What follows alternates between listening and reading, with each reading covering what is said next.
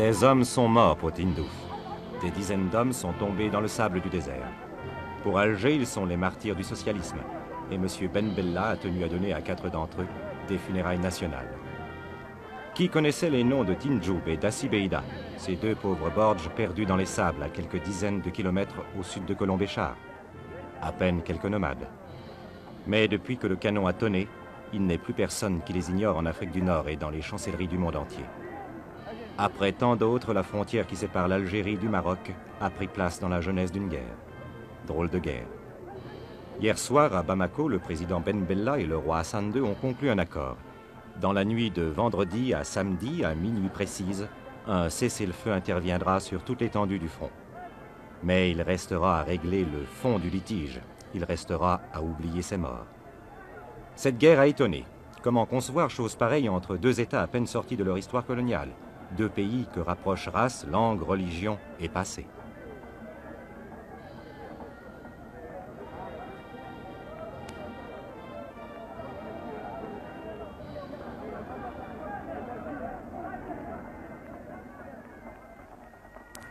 L'Algérie révolutionnaire est condamnée à aller de l'avant. La révolution socialiste doit, selon Alger, gagner les peuples marocains et tunisiens. D'où les propos véhéments tenus ces derniers temps par Radio Alger contre le roi Hassan II et que les transistors dans les rues, poussés à l'extrême de leur puissance selon l'habitude, n'ont cessé de propager.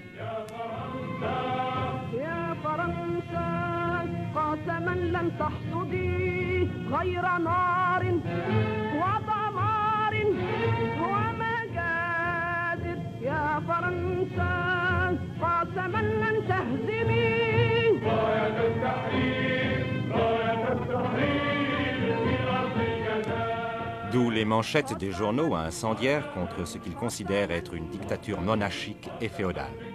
Comme le disait le colonel Boumedienne, le dynamisme de la révolution algérienne ne peut se limiter à ses frontières, pas plus que le colonel Nasser n'a pu se confiner dans la vallée du Nil.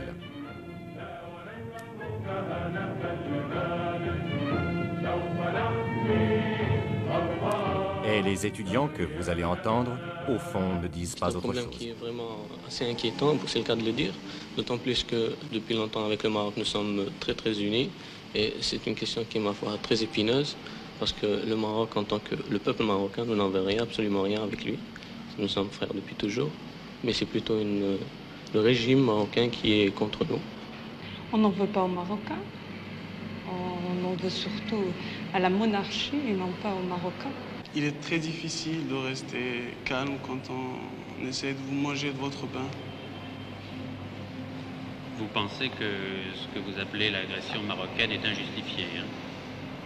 Justifié ou injustifié, pour nous, nous ne voyons pas pourquoi les frontières ont été respectées tant que la France était là et que maintenant, ils nous prennent Tindouf. Toutes les richesses, ou la plupart, les richesses sahariennes sont accumulées là-bas, point de vue fer par exemple.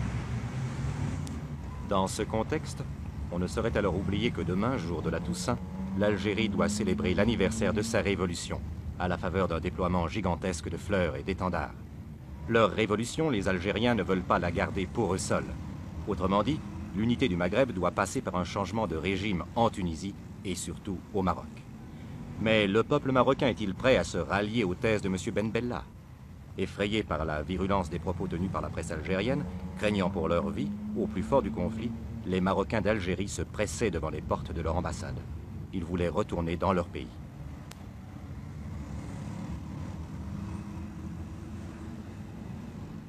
Avait-il raison d'avoir peur? Un seul homme aujourd'hui à Alger peut répondre à cette question, le président Ben Bella. Nous ne voulons pas nous substituer au peuple marocain pour choisir son régime ou le...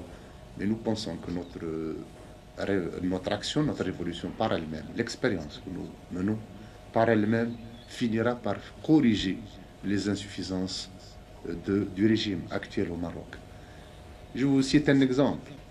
Dès que vous passez la frontière ici, eh bien vous avez des domaines de 1000 hectares qui sont en autogestion. À 500 mètres plus loin, c'est le domaine du Pacha et du Caïd. Et c'est le régime du Moyen-Âge. Voilà la réalité.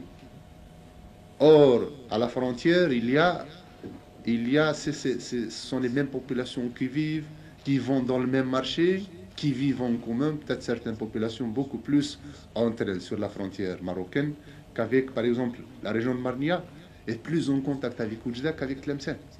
Car de Marnia à Oujda, il y a 24 km et c'est un billard.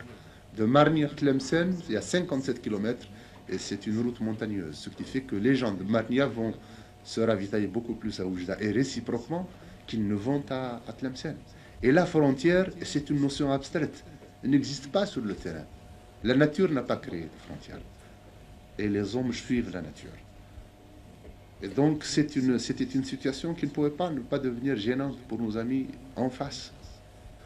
Nous venons de participer à la conférence d'Addis Abeba, de signer, d'accepter la charte d'Addis Abeba. Nous pensons que c'est le cadre le plus naturel pour résoudre ces problèmes. Car il y a ceci, il y a que le problème posé actuellement intéresse toute l'Afrique. Car des mêmes problèmes existent un peu partout en Afrique. C'est le problème des frontières. Nous estimons que si nous devons accepter un cadeau du colonialisme, même un mauvais cadeau, c'est celui des frontières. Car si nous n'acceptions pas cela, si par référence à l'histoire, on voulait justifier l'existence d'un pays en refaisant la carte, en retouchant à la géographie, enfin aux frontières qui existent actuellement, eh bien, ce serait un précédent grave pour tous les pays, notamment pour l'Afrique. Et nous voudrions qu'à travers notre problème, une fois pour toutes, que ce problème soit clarifié. Ce n'est pas le seul problème. La Somalie a des problèmes avec l'Éthiopie. Elle a des mêmes problèmes avec le Kenya. Le Togo a des problèmes. Le Maroc a des problèmes avec l'Algérie, mais il les a avec la Mauritanie, il les a avec le Mali. Vous voyez la carte d'Al Al-Fassi. La carte d'Al Al-Fassi, eh bien, elle supprime tout simplement le Mali de la carte de l'Afrique. Elle va chercher les frontières sud du Maroc, eh bien, à Saint-Louis du Sénégal. Lorsque l'explosion de Reagan a eu lieu, la dernière, le Maroc a protesté auprès de la France parce que l'explosion a eu lieu sur ses territoires. Et nous a demandé de nous associer à sa protestation. Alors, nous voulons qu'à travers ce problème, une fois pour toutes, le problème des frontières soit posé, car nous estimons que c'est un problème qui serait lourd de conséquences s'il n'était pas clarifié, et si une position définitive n'était pas prise par tous les pays concernés, notamment les pays africains. Pour nous, ce qui est important, c'est qu'on nous fiche la paix. C'est que nos frontières, on les laisse là où elles sont, et c'est qu'on nous laisse nous occuper de l'autogestion et de ce que nous sommes en train de faire ici. C'est que notre expérience ne soit pas jamais. On ne comprend pas, et vous le savez bien d'ailleurs, toujours ce que l'on fait ici, et on vous reproche souvent, plus que les mesures que vous prenez, la façon dont vous les prenez. En tout cas, je peux dire ceci, c'est que nous n'avons pas du tout l'intention d'être choquants quand nous prenons ces mesures. Et simplement ceci, c'est que chez nous, il faut absolument régler certains problèmes, et les régler rapidement. Les régler en fonction d'une gestation politique qui se fait, qu'il faut les régler dans leur temps aussi. Quelquefois, bien sûr, cela peut paraître choquant de prendre des mesures rapides. Quand on mange bien, quand on se remplit le ventre bien, on n'est pas pressé. Ici, beaucoup de gens ont faim, beaucoup de gens ont des problèmes qui sont posés et qui voudraient les voir réglés. Et c'est ce qui explique que très souvent notre action n'est pas très bien comprise. Nous fait reproche de la faire de telle ou telle façon, de ne pas respecter peut-être certaines formes. Moi, j'admets que peut-être les formes ne sont pas très respectées. Mais cela, je pense qu'une révolution à son style, à sa façon de faire, qui ne sont pas obligatoirement des façons de faire qui veulent blesser ou qui veulent choquer.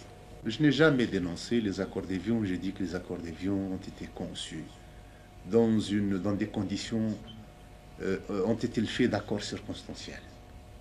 Qu'il fallait les faire et qu'il était sage de les avoir fait à ce moment-là. Mais il faut reconnaître qu'ils ont été le produit des circonstances particulières. Il fallait faire la paix à tout prix, car il y avait un drame qui existait dans ce pays. Il fallait absolument qu'un accord intervienne. Et personnellement, je suis le premier à avoir apporté mon accord à ce qui s'est passé. Mais ça ne veut pas dire que, obligatoirement, ces accords sont ce qu'il y a de mieux pour régir des rapports durables entre deux pays. Il n'est pas question pour nous de nationaliser les pétroles. Nous estimons qu'on a fait la portion congrue à l'Algérie, et précisément en raison de ces circonstances exceptionnelles. Et nous estimons quand même qu'il faut aussi revoir cela. Mais il n'a pas été question. Et il n'est pas question de nationaliser les pétroles. Je vous remercie, Monsieur le Président, mais avant de vous quitter, je voudrais vous demander pourquoi êtes-vous un treillis? Je vais le garder toute ma vie, le treillis. Je ne l'enlèverai plus jamais, jusqu'au moment où j'irai dans le...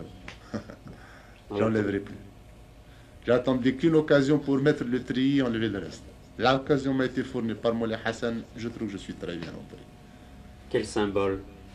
Un symbole, je suis les chemises, les cravates, ça me gêne, tout simplement. Je suis mieux comme ça. Ce treillis, ils sont des centaines de volontaires à l'avoir endossé pour défendre l'Algérie socialiste. À l'aéroport de Maison-Blanche, les Caravelles et DC-6 d'Air Algérie les ont embarqués pour le front.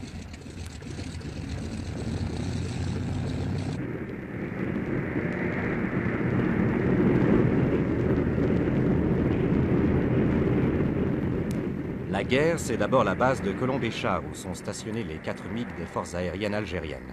MiG cloués au sol faute de kérosène. Pour les soldats algériens, la guerre commençait ici.